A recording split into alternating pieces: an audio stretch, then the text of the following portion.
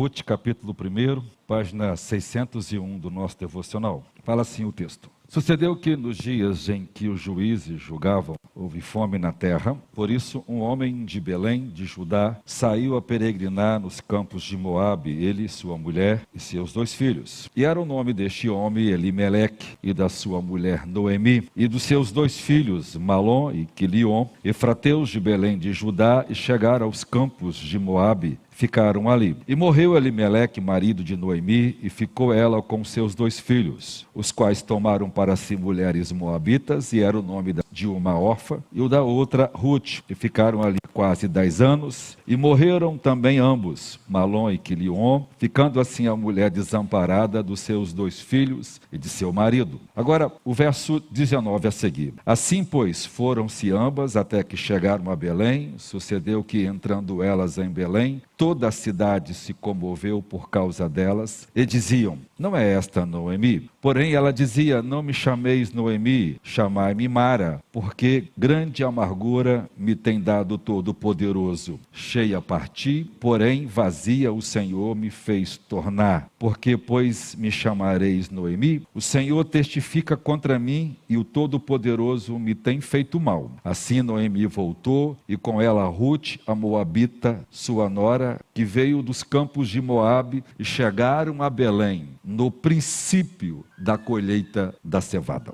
Vamos orar. Senhor, ajuda-nos nesta noite. Fale o nosso coração, no nome de Jesus. Amém. Quando falta pão na casa do pão. Se você olhar para esse texto, a primeira frase que aparece nesse texto é: sucedeu, pois, nos dias em que os juízes julgavam a terra. Parece até que é uma simples nota de rodapé que o autor está colocando aqui, mas não. Isso coloca a gente no momento de grande aflição, no tempo de apostasia, no tempo onde a bússola moral do povo de Deus estava totalmente desorganizada, no tempo de abandono completo de Deus, no tempo de confusão, de caos, de anarquia, onde cada um fazia o que bem parecia a seus olhos, cada um fazia o que bem queria, cada um praticava aquilo que quisesse. Os pecados mais absurdos que o povo de Deus já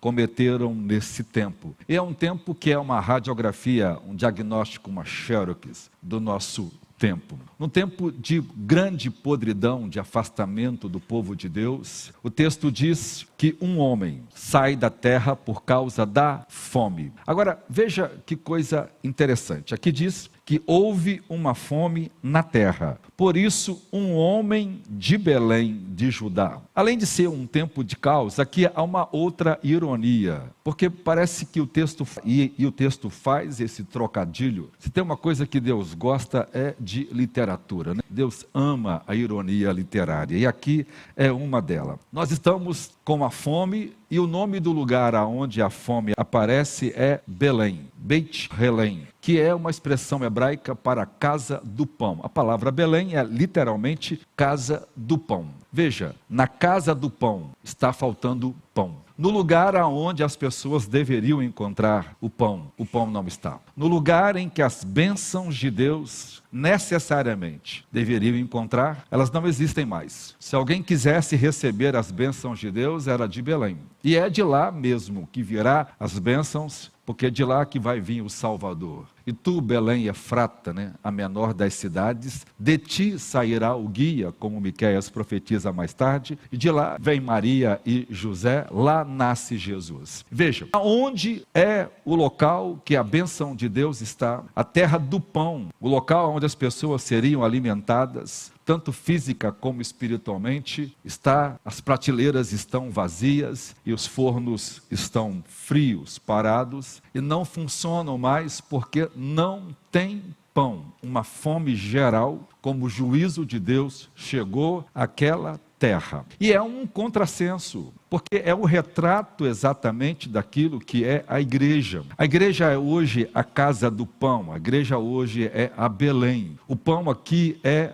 simboliza a palavra de Deus, representam as bênçãos extraordinárias de Deus. Se alguém quiser receber uma bênção de Deus, ele vai ter que procurar a igreja. Se alguém quiser se acertar com Deus, vai ter que ir atrás da igreja. Quando Cornélio orou a Deus e pediu uma bênção de Deus, o anjo de Deus apareceu. Vai até a igreja, porque agora, por meio dela, é que Deus fala ao povo. A igreja que deveria ser o lugar onde as pessoas seriam abençoadas e ajudadas, onde elas iriam encontrar asilo. Parece-me que hoje as prateleiras estão praticamente vazias, os fornos estão frios. Falta a palavra de Deus, falta a presença de Deus no meio da igreja. E como o povo está sedento, quando eles vêm para receber algo para alimentar a sua alma, parece-me que as pessoas vão embora ainda mais vazias, ainda mais necessitadas, e elas não estão encontrando o alimento, a bênção que precisam encontrar no lugar aonde naturalmente a bênção deveria estar, que é na casa de Deus, que é na casa do pão.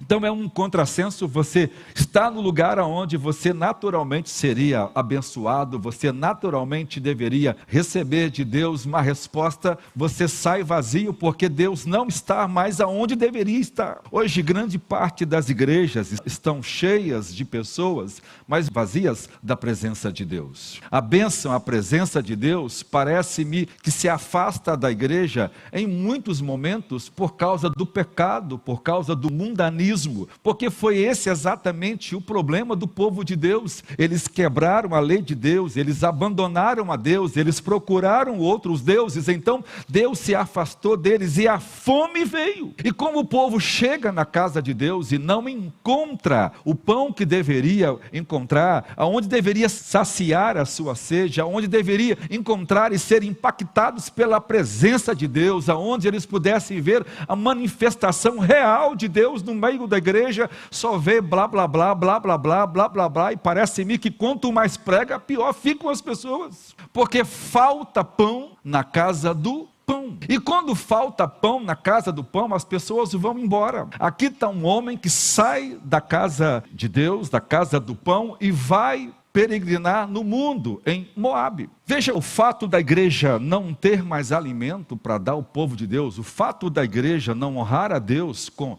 sua vida, com sua santidade, não se entregar completamente a Deus, não buscarem a Deus, fazer as escolhas mundanas e adorar outros deuses, ou levar a obra de Deus de forma tão menosprezada como o povo de Deus tem feito os ímpios procurar isso em outros lugares. O crescimento das religiões orientais se tornou algo absurdo. Hoje o budismo cresce no Brasil mais do que cresce o cristianismo. Embora pareça ter um crescimento grandioso de crentes, isso é uma mera ilusão, porque o nosso crescimento é o enchimento de megas igrejas. Não tem nada que mostra que há falta de pão na igreja como as megas igrejas. É uma explosão de pessoas em um lugar onde elas são entretidas, e o que está atraindo elas são eventos mundanos, vazios, provando que a alma delas estão vazias. Muita gente que queria ser crente, mas não quer seguir regra alguma, não quer ser discipulada, doutrinada, instruída e disciplinada. No ambiente deste, muita gente, ela passa batida. Então é muito legal estar lá do que seguir a Deus em uma igreja menor, aonde eu posso ser mais acompanhado. Ou seja, a própria procura evidencia que quanto mais fome nós temos, mais nós estamos atrás de alguma coisa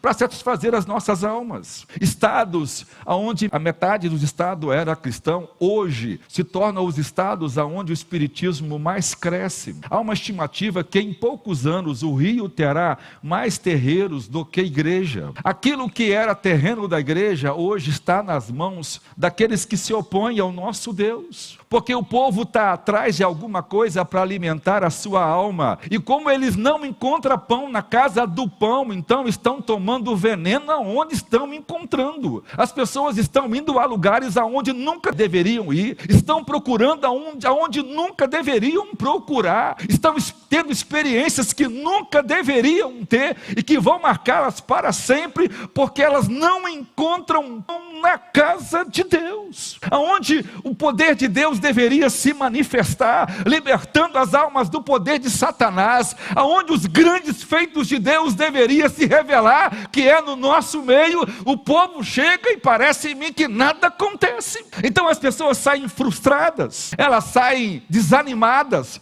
porque o que elas estão vendo é a mera pregação de conceitos e doutrinas, embora corretas, mas que não muda a vida de absolutamente ninguém. Veja esse homem, ele é Elimeleque, ele é um príncipe em Israel, ele é um dos filhos de Salmão, que se casou com Raabe, ele é um dos líderes da tribo de Judá, da descendência dele depois vai nascer Jesus mais tarde, mas ele é um homem importante e muito rico, ele é uma pessoa de destaque na sociedade, todo mundo conhecia esse homem. Quando Noemi chega, o impacto que ela causa, porque talvez ela fosse a mulher mais conhecida, a mais bonita, a mais bela, a esposa do homem mais rico de Israel, já que a tribo de Judá era muito próspera. Esse homem decide sair e peregrinar na terra de Moabe. Olha só, o nome desse homem, Elimeleque, significa Deus é meu rei. Ele está dizendo que Deus é seu rei. Ele está dizendo que Deus é soberano, que Deus tem o controle de todas as coisas, mas ele está tomando uma decisão contrária àquilo que deveria tomar. Ele está indo embora da casa do pão, porque ele agora quer tomar conta da sua própria vida. Ele tem um projeto, ele tem um plano,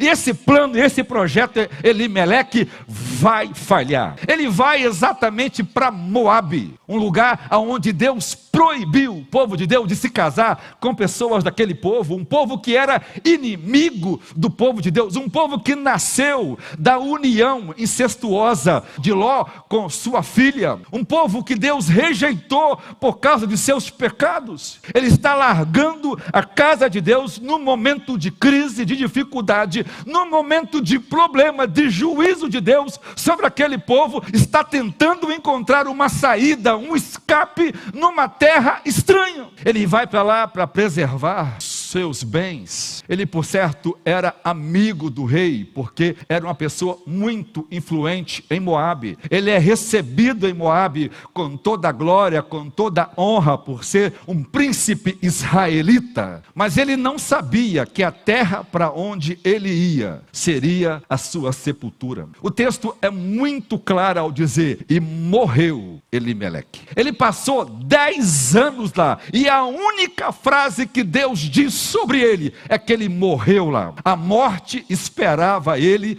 do outro lado da esquina. Ele tomou uma decisão, e a sua decisão produziu não só morte espiritual, mas a morte física. Ele tomou uma decisão baseada em seus cálculos matemáticos, baseada em sua influência, em sua network, em sua rede de relacionamento. Vou fazer uma viagem internacional, vou morar em outro país onde a crise, a fome não vai chegar. Era ter preferido empobrecer com o povo de Deus. E aqui alguém já disse que é melhor comer farinha com o povo de Deus do que comer caviar no palácio dos ímpios. É melhor perder e ter prejuízo com o povo de Deus do que ganhar os privilégios do mundo. Moisés fez essa decisão. Ele se recusou a ser chamado filho da filha de Faraó, o futuro faraó do Egito, o líder espiritual, político e religioso da maior nação do mundo da época. Ele rejeitou toda aquela riqueza, aquela fama e aquela posição, o status, porque ele escolheu ser maltratado, ser escravo e trabalhar nos fornos de ferro do Egito, do que viver um dia como príncipe do Egito. Mas esse homem escolheu guardar a sua sorte, escolheu preservar o seu patrimônio, achou que sua família morreria de fome naquele momento, e ele foi para um lugar para onde nunca deveria ir. Pior, ele morre. Os seus 2 filhos se casam com 2 moabitas. E os 2 morrem. O seu nome é Deus é meu rei. O seu filho que nasce primeiro, que a Bíblia traz o nome dele primeiro, que é Malom, significa doente. O outro filho, Quilion, quer dizer fim, confinamento ou destruição. O nome que ele dá aos filhos é uma profecia de como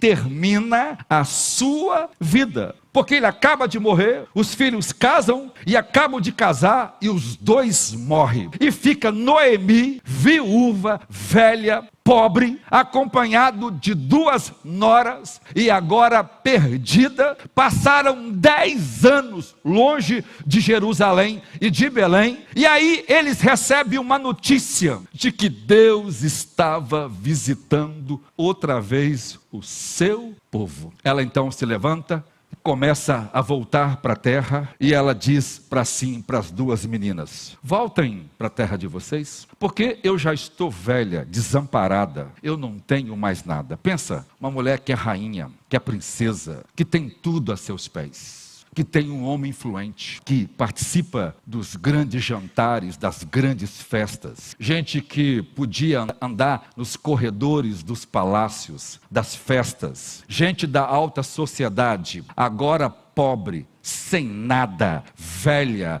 A beleza já havia ido embora, o dinheiro acabou, sozinha com 2 meninas que pertenciam a um outro povo que não conhecia a Deus. Quer voltar para casa. Diz assim: olha, eu já estou velho, eu não tenho nada para oferecer para vocês. Voltem para seu povo e para seus deuses. Primeiro que eu nem posso ter filho. E se eu pudesse ter filho, até que eles crescessem, vocês estariam velhas demais para se casar ou já estariam mortas. Então voltem para seus deuses. Eu não tenho nada que oferecer a vocês, a não ser fome, morte, vergonha e desprezo. Aquele homem, quando saiu de casa, saiu da casa do pão, não imaginava o que ele ia encontrar, além da sepultura, a vergonha, é que ele ia perder tudo quanto tinha, porque é exatamente isso que acontece quando a gente escolhe tomar as decisões tolas que nós tomamos, desconsiderando a verdade da palavra de Deus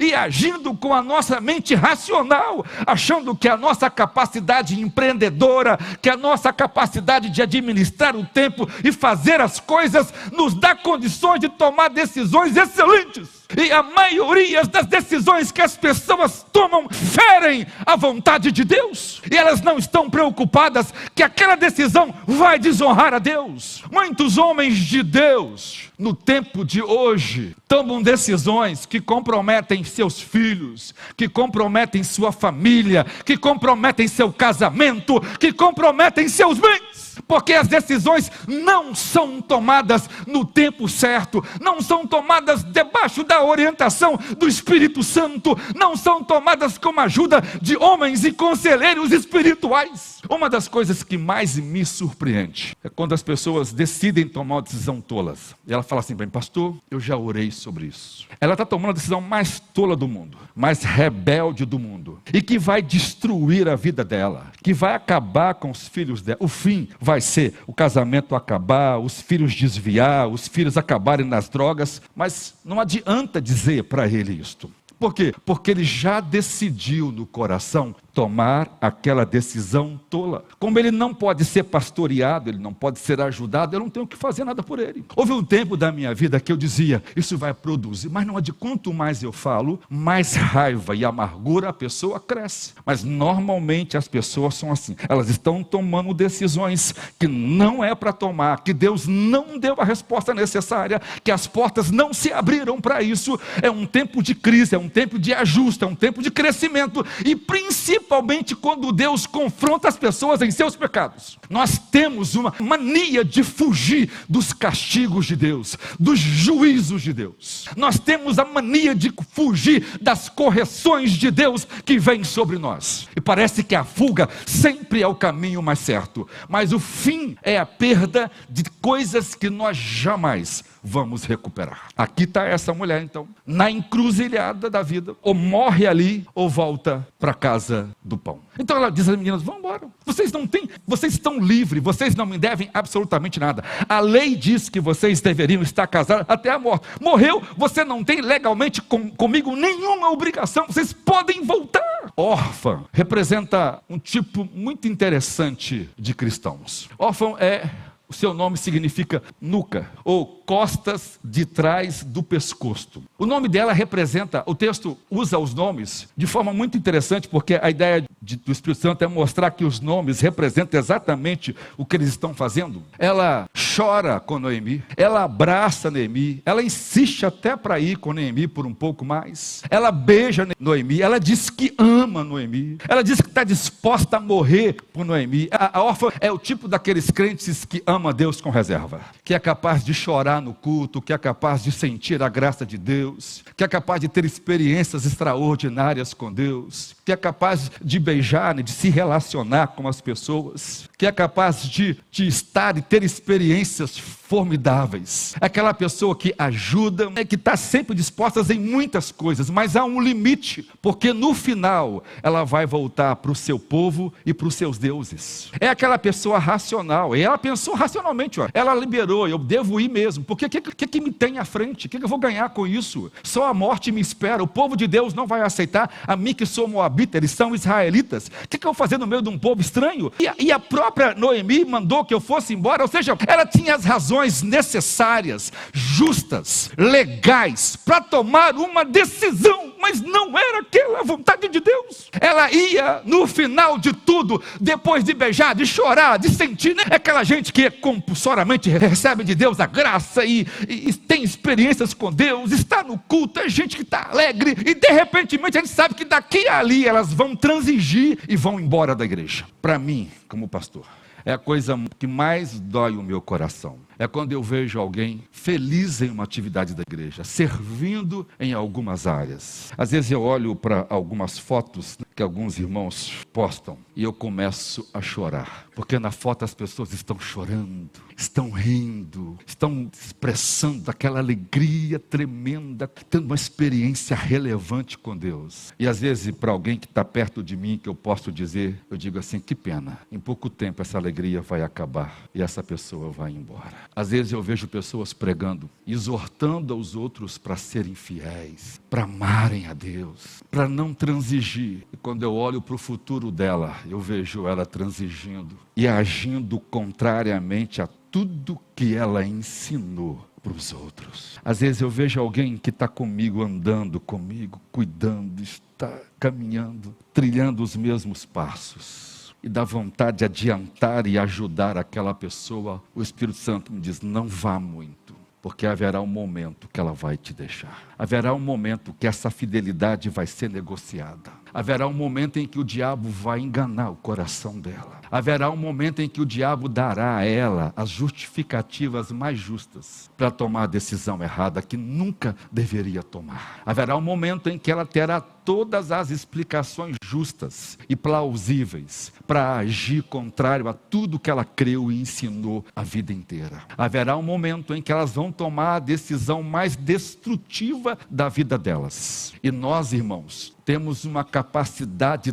tão vil, a vileza do nosso coração é tão grande, que quando as pessoas tomam a decisão mais errada da vida delas, pelos motivos errados, elas sentem uma alegria que parece que nunca sentiram. Parece que Deus está aprovando tudo quanto elas estão fazendo. E elas vão dizer assim: nossa, agora Deus é comigo. Mas elas não conseguem ver, é Deus usando esses sentimentos, para depois esses sentimentos ser o juízo de Deus sobre a vida delas, porque estão transigindo em valores que nunca deveriam transigir. Órfã representa aquela pessoa que expressa o maior grau de fidelidade, mas um dia ela vai virar as costas para você. No dia em que você mais precisar, todo o trabalho e ajuda que ela te deu até então foi mediano. Mas no dia em que ela realmente for útil para você, ela vai virar as costas para você e vai voltar a seu povo e a seus deuses. Mas Ruth não. Ruth é a figura da benevolência de Deus. É a figura da graça. A palavra grega para benevolência que aparece aqui é Hesed. H-E-S-E-D. Porque o hebraico H tem som de R. Hesed é o pacto fiel. Ruth não. Ruth se agarra a Noemi. Eu não te deixarei. A palavra que aparece aqui é ela se apegou. A palavra davak que o hebraico usa. É a mesma palavra quando um homem faz uma aliança com uma mulher, de que nunca vai abandoná-la. É a mesma palavra que Deus dá a seu povo, de que ele será fiel àquela aliança. É a aliança, é o amor pactual, que não se quebra. Ruth disse, eu não. Aonde você for, eu vou. E se você posar em uma casa, ali eu posarei com você. Pode ser debaixo da ponte. Vão comer sal e farinha seca, mas eu vou comer com você. O seu Deus será o meu Deus. E aonde você morrer, eu vou ser sepultada. Porque para Ruth não existe vírgula na fidelidade. A gente pode desentender, a gente pode brigar, a gente pode se odiar, mas eu não te deixo. Você pode me mandar embora, você pode me expulsar, você pode não me querer, mas eu vou cuidar de você enquanto você viver. Você não é mais bela como você era. Você não tem o glamour que você tinha. Você não participa e nem tem chance de entrar nas maiores festas dos ricos da época que ela participava. Hoje você não é ninguém, mas eu amo você, não pelo que você era, mas pelo que você é. Eu te conheci na riqueza, mas vou te amar enquanto eu viver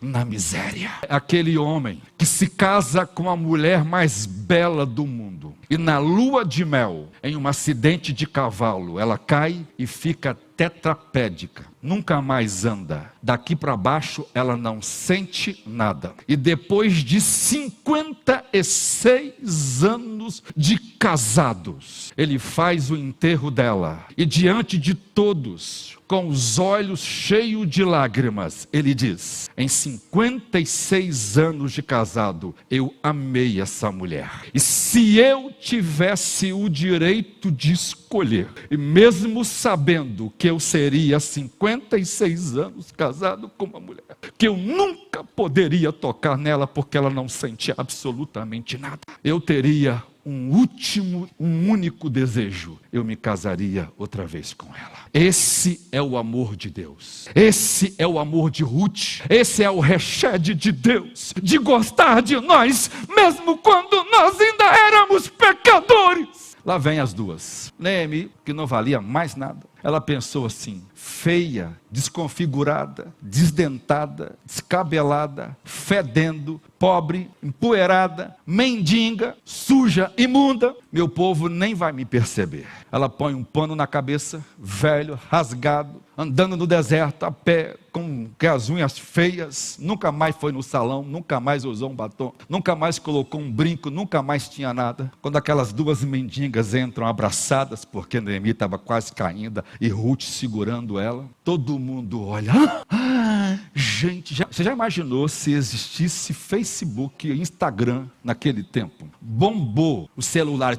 Gente, vocês não sabem quem chegou, que Noemi, a mais bela, a Miss Israel chegou. A que casou com um homem mais rico, mais poderoso, a bonitona, saradona, lindona. Chegou, gente desdentada, não tem nada. Não tem onde morar, não tem onde comer, não tem onde dormir. Chegou, vai viver como um mendigo no meio da cidade. Bombou. Deve ser por isso que Jesus escolheu aparecer uma mulher, porque todo mundo ia saber. A galera toda junto. Aquilo deu um burburinho em Judá, irmãos. Está de volta. E aí, quando as pessoas chegaram perto dela, disse: você é Noemi? Ela disse: não me chamem de Noemi. Noemi quer dizer favorável, deliciosa, agradável, bela, maravilhosa. São expressões, o nome dela, porque ela era muito bonita, então o nome mostrava o que ela tinha. Não me chame de agradável, de bela. Me chama de amargura, me chama de Mara. Esse era o momento Mara de Noemi. Amargurada pela vida, por uma decisão errada, porque acompanhou um marido tolo, porque não teve coragem de confrontar o marido quando deveria confrontar. Não vamos embora não, meu amor, porque um dia Deus vai se lembrar de seu povo, porque é o povo de Deus e não importa, um momento Deus vai chegar aqui, vai ajudar seu povo, porque Deus ama seu povo, Deus o julga, Deus manda castigo, mas Deus ama esse povo. Então vamos sofrer aqui, porque uma hora Deus vai vir e vai ajudar a gente. Então ela volta frustrada, amargurada. A alma dela era um absoluto vazio, trevas, descrença, frustração, perdas irreparáveis, desamparada. A mais rica, a mais pobre agora, a mais bela, a mais feia agora. Tinha tudo, não tem nada. Ela fala, cheia eu parti. Ela usa uma expressão que é uma poesia. Teos é Deus e poesia. Ela funde a ideia do ódio dela, ela faz uma teopoesia. Ela diz, cheia eu parti e vazia o Senhor me fez tornar. Ela está invocando uma expressão de Gênesis 1 e 2. Quando o texto diz que a terra era sem forma e vazia, ela usa a mesma expressão, vavorrutorru, sem forma e vazia. Deus desconstruiu meu universo. Deus destruiu minha vida. Eu sou agora o caos inicial do universo. Eu sou aquela criação sem forma, sem beleza. Eu sou só escuridão. Ela mostra, ela aponta as suas unhas contra Deus. Ela culpa Deus agora do seu fracasso e da sua amargura. Ela deixa as pessoas verem o quão fétida ela é, o quão miserável ela é, o nível de baixeza que ela chegou. Ela mostra, ela não tem vergonha de mostrar a sua desonra, a sua miséria. Mas essa mulher é judia. Ela põe Deus no meio da amargura dela. Ela vai para o buraco, mas ela arrasta a justiça de Deus com ela. É como alguém que está caindo e agarra na roupa da outra pessoa. Eu vou para o buraco, mas eu quero que o Senhor fica lá embaixo comigo. Eu vou me arruinar, mas o Senhor desce comigo. Porque ela sabia que Deus é misericordioso. Então ela apontou para Deus, Senhor, o Senhor é o culpado de eu estar nesse negócio. Ela fez um verso, essa mulher tem uma habilidade de fala extraordinária. Ela fez um verso, ela está usando uma teologia tão poderosa com Deus, ao mesmo tempo que ela responde, ela está invocando o nome de Deus. Porque ela sabe que o nosso Deus, quando confrontado, ele vai reagir. Ela conhece o Deus de Israel. E ela apela um instinto em Deus tão poderoso que ela usa a criação. Então ela mostra a Deus, veja as minhas trevas. Veja o abismo vazio que eu me tornei. Porque olha a última frase que aparece. No princípio da cega. A expressão no princípio é uma jogada no hebraico. Ela está abrindo o coração para mostrar a podridão e as trevas do coração. Por quê? Porque o texto diz que o Espírito de Deus pairava sobre a face daquela escuridão. Ela está chamando Deus de volta para sua alma. Ela quer que o Espírito Santo desça sobre aquela frustração, sobre aquela amargura. Ela ora, ela confronta Deus, porque ela sabe que o mesmo Deus que causa ferida é o mesmo Deus que vai curá-la. Então não me chame Noemi, eu não mereço esse nome. Eu sou amargurada, eu sou frustrada, eu sou desprezível mesmo. Eu não mereço a atenção de ninguém. Então não pense em mim, porque tem gente que vive de glória do passado, né? Já passou a beleza, mas ela se acha gatinha. No meu tempo era PQG, pensa que é gatinha. Tem gente que não é mais nada, mas se pompa. Fica em cima do salto, já perdeu tudo, não tem, mas ela não tem nada mesmo. Eu não tenho que esconder a minha miséria, eu não escondo a minha dor de ninguém. Essas são as minhas feridas, as minhas mazelas. Mas ela fez isso no meio do povo de Deus. Sabe por quê? Porque ela descobriu que Deus visitou seu povo. Olha o último verso. Ela chegou no início da cega da cevada. Ela não chegou no tempo do trigo nobre. Ela chegou no tempo daquele trigo que era usado para alimentar mendigo, pobre, cavalos e ovelhas. Gente rica não comia só cevada. Gente rica comia trigo. O trigo era o alimento de gente nobre. Pobre, escravo e animais e porco comia cevada.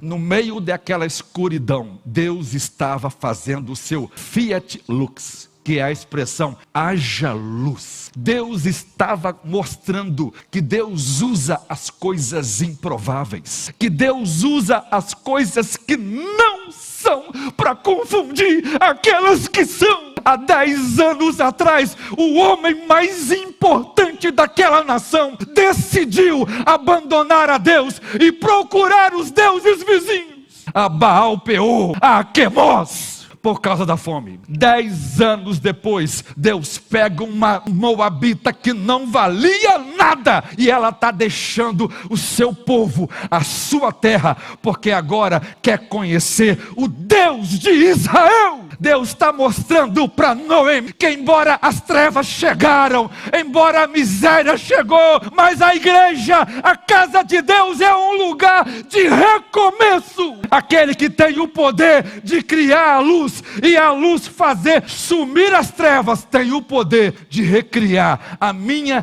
e a sua vida. Deus pode pegar uma mulher amargurada, ferida, machucada pela vida, usada pelos outros, e dar a ela um coração novo, como se nunca houvesse sido machucado. Nós precisamos desse avivamento na nossa vida. Nós precisamos que Deus visite outra vez a casa do pão. Nós precisamos do mover de Deus outra vez no nosso meio, na nossa história, na nossa casa, na nossa família, nos nossos sentimentos, nos nossos negócios. Nós precisamos deixar que o Espírito Santo volte a soprar outra vez, devagar, para que a gente saiba que Deus nunca perdeu o controle em absolutamente nada. Que Deus vai nos conduzir de triunfo em triunfo em todas as coisas. Que há momentos em que tudo parece que vai acabar, que não tem mais jeito, mas Deus está silenciosamente trabalhando o nosso futuro. Aquela mulher que está chegando ali, que é zombada e zoada por todo mundo, que todo mundo... É Noemi? O quê? Noemi? Aquela mulher vai ser a bisavó do homem mais importante de Israel, que foi Davi. E da genealogia dela, de Ruth, nascerá o Messias. Nenhum de nós saberia escrever um conto desse, de alguém que, fugindo do juízo de Deus, perde tudo, mas que uma mulher, quando se levanta e volta porque ouviu que Deus visitou seu povo, encontrou lugar outra vez, esperança e honra, onde não havia absolutamente nada. Você pode pensar assim: a minha história se parece mais com a de Noemi ou com a de Ruth, mas escute-me, a de Ruth se parece com a de Jesus, porque ele veio de um outro reino para viver no meio de um povo. E ele, como Ruth, assumiu a nossa dor, porque ele queria comprar para si uma noiva. E ele disse para essa noiva: a sua frustração é a minha frustração. A sua maldição é a minha maldição. E a sua morte é a minha morte. Ruth é o símbolo daquilo que a redenção, que a graça de Deus fez por cada um de nós. Quando nós não éramos ninguém, quando nós não éramos amados por ninguém, Deus olhou para nós e nos amou, e nos chamou de novo para a sua graça, e nos deu de novo o seu nome, sua honra e sua glória.